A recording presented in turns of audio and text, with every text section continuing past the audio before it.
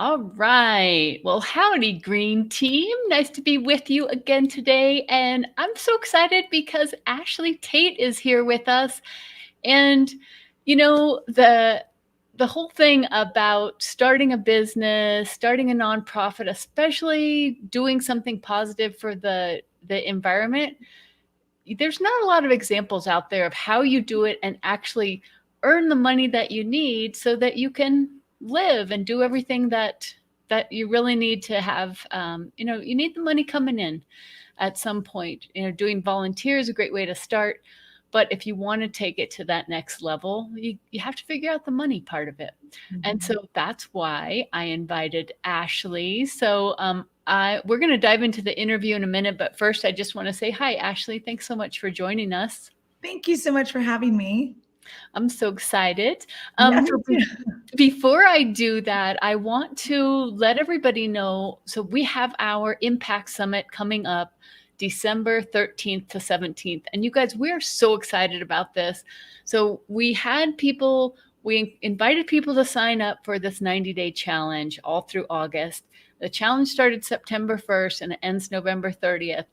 And I cannot believe what people are doing. Like Jeffrey, for example, in Kenya, like pretty much every week tells us how many thousands of trees he's planted. I mean, it's insane. And then we've got other people who started community groups, who built their own recycling center out of like logs and wire. And I mean, it's just so cool. And we get together weekly. So it's people from Uganda and Zambia and the Philippines and Canada. And it's been such a beautiful thing during this pandemic. And we're so excited to share it with you. So make sure that you register. It's free registration, December 13th to 17th. And also you can become a sponsor. And if you decide to do that by December 3rd, then it's 50% off. So you get the book and all kinds of recognition, and we're promoting your business, and we have a business sponsor showcase. So all kinds of super cool things we're excited about. All right. So I got my little announcement in there. And so now I can turn back to Ashlee. So Ashlee, before we dive into this, I know that, so your background, what you do is you're a consultant, a coach, you help people with this business strategy, community communication strategy. But before we do that, we were just talking about like what a crazy time this is, and how are you doing? You're a working mom, your kids are coming in and out, and we keep having transitions all the time. And I tell my group, like, you just have to pivot, for everything. Even today I'm like on edge. I'm here and I'm present, but I'm like, I might get an interruption. I hope not. They know not to interrupt me, but if I do, just bear with me. Well, I think that goes back to the whole thing of you helping people start businesses and nonprofits and a life that you'll love, is that, you may have kids at home, you may have elder parents, you might have other responsibilities. And that if you can create something that you can do on your own terms, that actually pays you, then that's really powerful. I think it's one of the best things you can do. And it just gives you so much freedom too. I mean, it is, I would never say to leave your full-time job until, your income is kind of making something for that, or you have, I mean, for my own nonprofit, I have someone who I actually hired to do most of the work on a day-to-day basis. And then I run my online business as well, which is what I'm here talking about today. And so I definitely think it's possible. It's just definitely focus on a budget, and you have to have that monetization piece of your business in there. And I think, and I hate to I just ran off, started talking. I will slow down. Yeah, I was going to say, so tell us a little bit of the backstory of how did you come to be passionate about this? And I mean, it's such an important thing. And I feel like there's not a lot of people out there doing it, especially focusing on helping nonprofits, small nonprofits. So what's your story? How did you come to this? Well, it's kind of convoluted, but I'll try to start okay, so I was doing public relations in a small town, and that was great. I loved doing that, but people had a hard time understanding the difference between public relations and marketing. And like I said, it was a really small town, so there weren't like a ton of outlets out there. So I decided to start a local TV show, and they asked me if I would host it. And I said, sure, like I have no problem on camera. So anyway, I decided to start hosting that channel, and I would talk to local business owners about different things. And one of the things I noticed was just that there was no nonprofit, there was a nonprofit exposure, but it was almost as if like it wasn't that important. And so when I started my own nonprofit for kids doing extracurricular activities, then I thought, you know what, I'm gonna try to put myself out there and let people know about that. And I talked to my husband about it. I closed down my public relations consultancy, and I really focused 100% on building and launching the nonprofit. And it wasn't easy, but once you gain a little traction and people really start to see the impact of what you're doing, and then that you're not so reliant on asking for donations all the time. And this is why I talk about that monetization effort all the time, because once you have that piece in there, it kind of allows you to relax a little bit and really focus on your mission. Because you know that you're sustaining yourself, and that's huge. So that nonprofit, that's the LaunchPad for kids? Yes. Okay. Yes. So what was your model then, as far as creating? What do you mean for monetization? What are you? So just something where you can always kind of depend on making a certain amount of money every year, right? So that you can fill your budget with whatever you're going to work off of for the year. So for us, it happened to be, it is so far out of the box, but we work with kids, and a lot of people would go the vein of what would work with kids and how we're going to make kids, as a part of this whole idea, right? When you're fundraising. And I went quite the opposite. And I do recommend it to all of my students that they go the opposite too. You look at your demographic of donors. And so if your demographic of donors for my demographic, it was a lot of men and women that were around their like 30s to 40s, and that enjoyed drinking. I know this sounds crazy. So we decided to add in a bunch of restaurants and breweries, and we call it a mixology event. And basically people come in and they make these mixed drinks, and then the patrons come and they pay $75 per ticket, and they're able to go around and taste these different drinks. And then they have the food that's catered. And the first year we did it, we made it pairing. And then we got some feedback and we changed it so where it's not pairing, it's just that there's food there, and you specifically vote on the alcohol. And so it's just, obviously that doesn't really match with children, right? Having the alcohol and, and the kids. So, but it's a big moneymaker for our organization, and it's really the main source of income for what we do. And then you're saying, so you focused on the donors. Absolutely. What experience did the donors want? Yes. And so they want to support kids, but the way they want to interact with you is not the same way that you're interacting with the kids. So you exactly kind of separated those two things. Absolutely. Gotcha. Because it is really just like running any business, right? I mean, when you run a business, you have to build everything off of your customer and what they want, and the type of people they are. And also you're thinking about your ideal customer. So you want someone who's willing to, for us, you want someone who's willing to pay that $75 fee. And our catch to that was, we are not going to, what we also found is people our age did not like going to events where they were asked to do an auction, and they paid for their clothing, and they paid for this, and then they get there and they're asked to do a raffle, and then they're asked to buy this. And, it's just a lot of asking. Some people just didn't really like that. So we said, you know what, your ticket is your donation. And they came, and it was just a big party. And the point that you're making also when you are coming up with whatever your monetization offer is that you're saying, we want to build awareness. Like, you have a goal for your own business.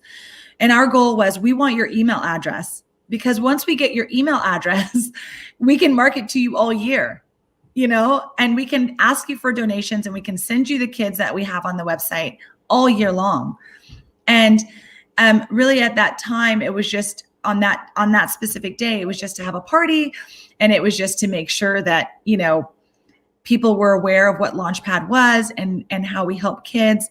And then, after your fun night of, fun, we can email you, and we can use your email address to talk to you all year long about our purpose and what we do. And we found that that's extremely effective.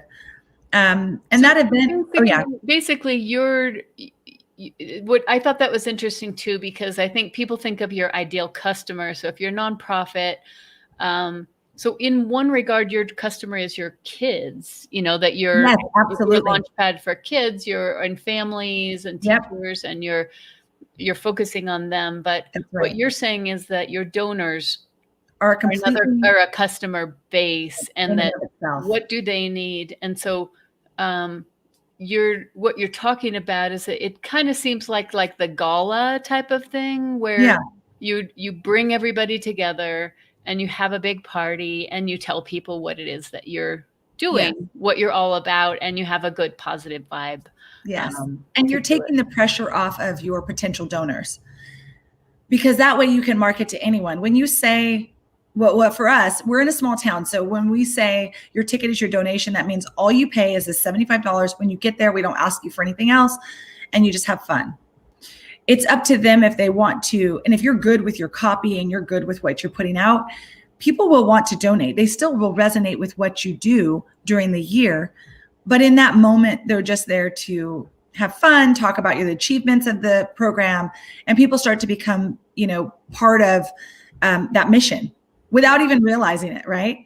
And exactly what you're saying. So I do teach my group all the time, and my students, I say, you have 3 different types of donors. And the first, not donors, I'm sorry, customers. Your first customer is the people who are going to refer to you, or the people who are going to actually send you your clients, whoever your true clients are for your organization. So for us, that's our kids. And we really focus on teachers. That's one demographic of a type of customer that we focus on. So we talk to teachers, we talk to schools, and we have a whole messaging campaign focused on them. And then we talk to, the parents of the kids, and we have to make sure that we, help them through the process and how this all works. So we have a different demographic. And then we talk to our donors. Now, when I say donors, that also means sponsors, that means partners. That means anyone who is contributing to the success of the program. So if I'm talking to, say, a partner, that might mean that, I'm trying to figure out how to get more partners like them, say gymnastic studios or boxing studios or anything like that. Anyone who's helping you build your organization is going to be in that donor pile. However, you're not specifically asking them to give. You might be asking them for in-kind donations. You might be asking them to, excuse me, you might be asking them to donate their services, which are in-kind donations. And then you're looking for specific donors, and those specific donors are people who are actually giving you funds that you might create an event around, or some sort of monetization effort. And I know I'm talking specifically about my my organization, but as an example, I have a student who also has like an arts program that she does for the community. And I was asking her, like, what is your monetization goal going to be? Like, what are you going to try to do? And she came up with creating singing lessons for the masses. You want to do something that's really going to attract the masses, because anyone can donate to your organization. You will have an ideal donor, and you should speak to that in your messaging, but also create something that the masses can take advantage of as well, to kind of expand your base. So anyone can buy her singing lessons, And then once they buy her singing lessons, they will be on her email list, and she can still market to them for the entire year or next few years. And she may be able to convert them into a donor. So giving something of value is really good and really important, even as a nonprofit. And I really try to teach my students to make sure that they are not just focusing on the ask all the time.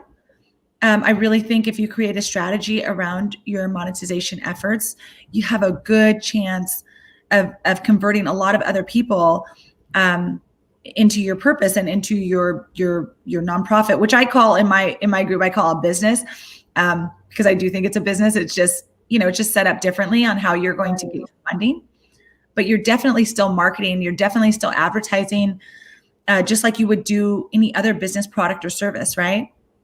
And so speaking about your business, Yeah. so this is what you do. So you said that you have a tribe of people. Oh, yeah. I mean, I think a lot of people that are listening are like, I don't know all what she's talking about, but I need to figure it out because, yeah. And so as you're thinking about, some of the folks that we have in our group, I think that you saw the folks that are in our challenge that are, starting a nonprofit in their community, or some of our folks in Africa that, like Trinity Forestry Services, they're foresters.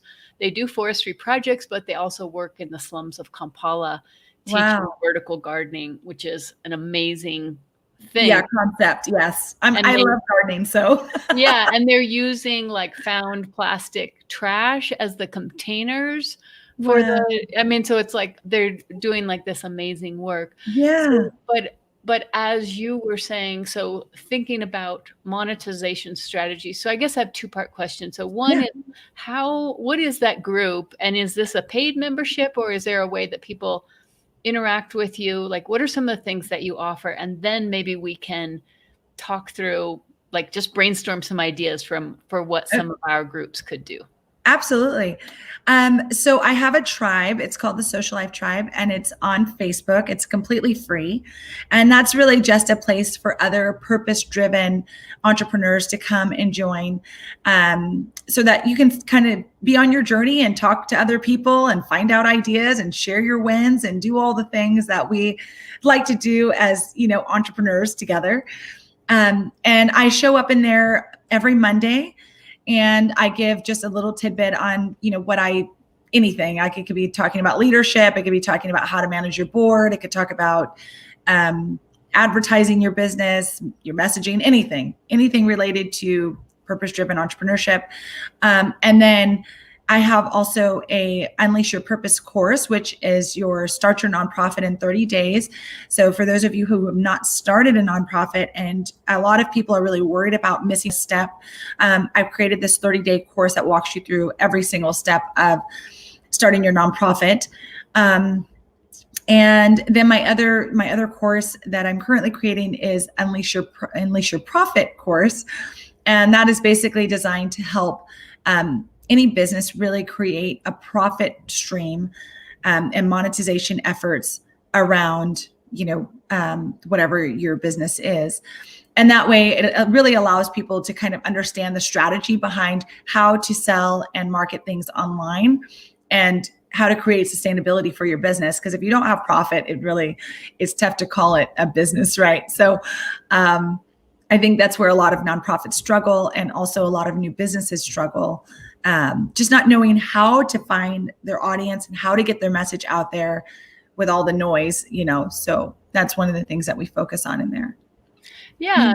So do you, okay, so that's great. So the Socialife Tribe, and I put the comments in here, the Facebook group. So that's awesome. And also your website is ashleetate.com. Yes. So people can go there. Absolutely. And then you've got your Start Your Nonprofit in 30 days. That's amazing. And then Unleash Your Profit. So that's going deeper into this. Exactly. Yeah. So I like that idea of like somebody that's an arts nonprofit that does singing lessons. So that's an idea. That's an example of how you would do that. So are you working with anybody that's in that kind of sustainability area, or should I give you some examples of what Yeah, people are I doing? would love some examples. I get like, there's a lot of people that talk about, yes, there are people who are doing gardens, like, Oh, for cool. like community gardens, for Okay, yeah, school. let's use that as an example, because we Okay. definitely have people, like we have a group that's in the Philippines. Their goal is to start 50 gardens for this. It's an area where people have been displaced from the typhoons, and Oh, they've wow. moved to a new space and a new city, and so they're wanting to get 50 community gardens going there. Oh, wow. Yeah, That's which is impressive. right. This is just one of our challengers. I mean, Yeah. so So amazing. something for them would be like a farmer's market that they might be interested in starting, which I'm sure they've probably come up with that idea for themselves. But farmers markets would be a great idea. Some sort of co-op where people pay into the community, and then they're able to use that for buying the soil, or any sort of thing that they need to have for their gardens. Gosh, there's so many things. I think the main thing is you have to really think outside the box when you are looking at this, and not pigeonhole yourself, which is what I see a lot of people doing. They think like, hey, this is what I'm doing. I'm doing this garden, this garden community or something, and I can't do something outside of that. Do you Right. know what I'm saying? Right. So maybe they could do, I saw, now that you're saying that, I saw one of our challengers, her name is Deb Sri, and she had this idea. It's called Regrow. Yeah. And everything that comes through their kitchens, they try to grow. Oh, So really? all the seeds and Yes. everything, they just try to have a very tiny kind of circular economy. And I did see that they were then selling their plants. Yes. And it was just like at a neighborhood, maybe it's just on the corner. And that's exactly what I'm talking about. Like, that is ingenious, right? Because she is taking that, basically she's kind of in a way creating her own heirloom seeds. She's taking Right. something and regrowing it, which is very, very cool, very sustainable, and fits in with her mission of what I believe would be sustainability, right? Yeah.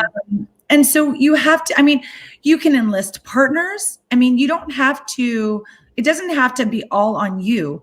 You can enlist we used restaurants, right, from our community. I wanted to get the community involved. I wanted to show really that we have a village here, just like it takes a village to raise a child, we're focusing on kids. We decided to use the village concept and really have, bartenders and brewers and restaurants and all those people come together. And we had judges that were from the community. So it gave a high level of awareness, because people knew those restaurants, they knew those breweries, and then they knew the people that were the judges. So for your demographic, or for your audience, some things I would say are like, who are people in your community that people know that you could maybe get on board to help build up your awareness? It could be a rock band or something that's in your community that you bring out every Friday and you highlight, and they come and you make meals from your garden, from a local chef or something, with a rock band there. And it's all the proceeds, you have to buy tickets to come, and all the proceeds go back to your business. The ideas to me are endless, and you just have to be, I hate to say this, but you have to be ballsy enough to kind of go out there and try, because it's okay to fail, and it's okay to pivot. It's okay to change. We didn't even put a title on our event, because we thought we might change it next year, and people never know what to expect when they come. And that's kind of what makes it so it's not boring. There's always something different. And I feel like we live in a world that is changing ever so often, and you cannot depend on anything. I guess that kind of comes back to what you were saying, like the kids are in school, now the kids are home. And exactly. I do feel like that's been one silver lining of this whole thing, is Absolutely. that, that We all just have to adapt. completely canceling things that you would never, like March Madness just Yes. disappeared. It's like, things that were kind of sacred that Yes. that you just try things. And I think what you're saying underscores a lot of the things that I talk about in the book. So the Climate Action Challenge book, one of the exercises is to identify 100 ideal partners. Oh my And that's gosh. my thing too, is that if you're failing, if you're not succeeding, you probably don't have enough partners. That's right. And go through that exercise of who are the most powerful people, who are the least powerful, like the homeless, or Yes. people experiencing homeless, or Yes. immigrants, or like there's, or famous athletes. Like Mhm. you don't know who is going to be bring Touched by this, what you yeah, do. bring this Exactly. kind of energy Exactly. to everything that you're doing, and having it. And the other thing that I recommend for people is to have an annual schedule. So, when you do something and it does work, then Yes. you're like, oh, I guess this is our annual mixology event. That is exactly how it works, Joan. That's exactly how it works. And the other thing I want to add too is, the reason that we even came up with a party is because like I that's what I do. I'm a party planner. Like I used to do that as well, like in my business. So like party planning, public relations. So it was a natural strength for me. And I think you have to really play on your strength. If you know music, do music and add into your sustainability. Like if you know food, do food. It's like, and start with those partners and those partnerships on the level that you know how to talk to those people. Right, right. So if your uncle is a famous chef, then maybe you start with that. Exactly. You don't have to struggle, No. and just go in with your strengths. Exactly. And I tell my group that all the time. I mean, you focus always on your strengths. Like start there. And just like your exercise, I have a couple exercises I make people do like that. Like just, you know, I call it your loaf of bread, but like every slice of you, like of your life is a testament to your strength. And what I don't even focus on weaknesses.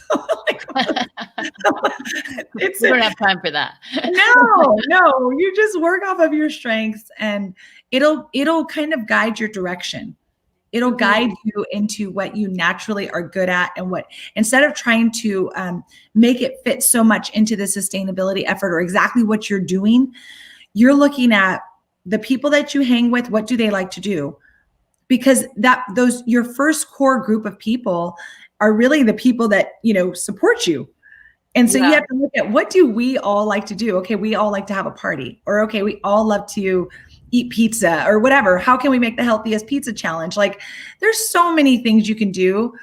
I mean, or make a pizza from this garden, That's one of the groups. They do Zumba classes. Yes. Like, that's a great way. I don't know if they can do them now with the current lockdown, but that's a great way to energize, kind of like you said, doing something for the masses. Yes. And that's, I always say, like, include families, because if you invite an adult, they just come alone or with one person. Yes.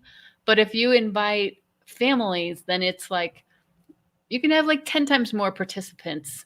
And if you invite the kids and you do something focused on children, like we were going to do a fashion show or something one year for something else. We were going to do a fashion show. And the idea is the parents come because they are going to have their children in it, right? Right. And then they bring their grandparents or their friends or whatever. I mean, yeah, you're right, Joan. You have to be thinking from that perspective of, how can I get the most amount of people here?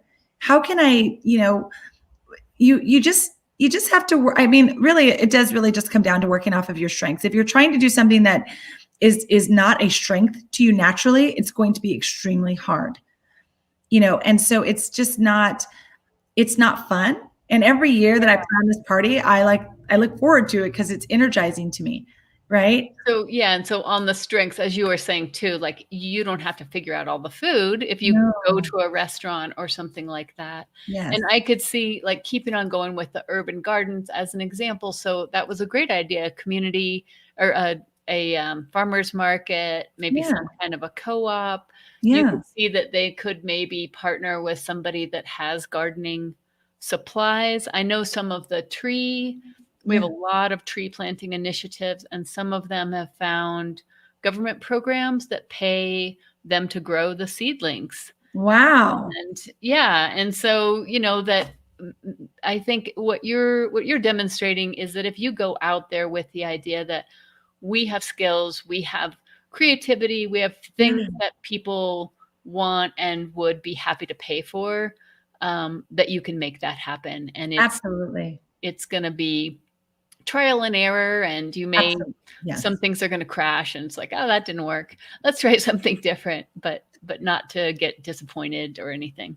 No. And on that point, I just want to add one more thing. It's like, if I could give anything to your viewers, I would say, really try to think of your nonprofit, your business, your purpose-driven business, whatever it is, as a startup. Always think of it as a startup. A lot of us, we put ourselves in that box of a nonprofit and we stay there. It's like we don't move from that box. And there's so much more. Yes, you have a purpose attached to your business, but you're just a purpose-driven business. That's all. You focus more on your purpose than you do on your profit. And that's okay. That's great. But you still have to make that profit. And so just like any other startup, you go around, you do the partnerships, you talk about it. You talk about it all the time. Don't be afraid of talking about your nonprofit. That is the ask. The talking about it, not making the ask, is the ask. You know what I mean? Right. So getting people spreading the word about it. And just excited about like, hey, they say, what do you do? I help kids get into extracurriculars. And then people say, oh, I do, really? How do you do this? Yeah. Maybe someone else is like, oh, I build community gardens for people who are refugees. And then, people say, really? How did you start doing that? I'm going to say this one thing to you guys. And I don't know, Jen, do I need to stop talking? No, you're fine. Yeah. Oh, okay. It's a good last couple minutes. Yeah. Okay. But one thing I tell a lot of my people is people can never believe that you've started a nonprofit. Like people don't understand that that's possible. So they really don't. Like they are so amazed. So don't be ashamed of saying I have a nonprofit business, but make sure that people understand that it is a business and that you're running a business. And really and truly, I think nonprofits require a little bit more focus because you are leading a board. And on top of that, your finances are completely open for anyone to look at, unlike, for-profit businesses. Right. So, you have a lot of fiscal responsibility. And you're doing something to make an impact. And I truly believe that social impact businesses are going to be like the future. I think like the next wave of our generation is really focused on, doing good. And what does this business really do for the community, or what does it do for for the whole, especially environmental businesses? We had a little bit of a setback with some of our legislation, recently, but I think that's going to turn around. And I think people are going to be very focused on the environment and, businesses and having social responsibility. I really do. So just don't discount it. I hear a lot of my people saying, well, I'm just a nonprofit. Like it's so much more than that. Right. And so. I think I was just thinking as you were talking about all that one of our challengers, they have a project that they call Remat Pet.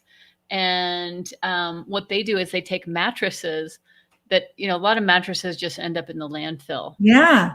And they change them into pet beds. Oh my gosh, that's so cool. But as you were just talking, I was thinking people spend so much money on their pets and they love their pets. And so doing some kind of an event with pet lovers. Yes. So it really, you've sparked so many great ideas. Thank you. Yeah. So thank you so much. So this is Ashlee Tate, and you can find out more about her at ashleetate.com. Her Facebook group is Socialife Tribe, and that's a free Facebook group you can get in. And then you can find out more about her courses, the Start Your Nonprofit in 30 Days, and then Unleash Your Profit, which is coming soon. Yeah. All right. Well, thank you for having me, Joan. This is a fun conversation. Yeah, I'm so Mm. happy that it all worked out. And I know Yeah. it's like kind of crazy times. And I think, yeah, we had somebody just pop on here and say hi. They're watching from the Philippines. So Oh, wow. yeah, that was super nice. And That yeah, is and maybe you can tell your tribe about our Climate Action Challenge Impact Summit in case absolutely. anybody else would like to join us. We would love to. We're just so excited to show off what everybody's been doing in 90 days. Yeah. And with some of your ideas that they can go to that next level, and I hope so. be a sustainable business for the planet and for themselves. Yeah. All right. I love Okay. it. Thank you so much, Ashlee, and thanks everybody for tuning Thank in. you, guys. And remember to register for the Impact Summit at climateactionchallenge.net. Have a great day. Okay, bye.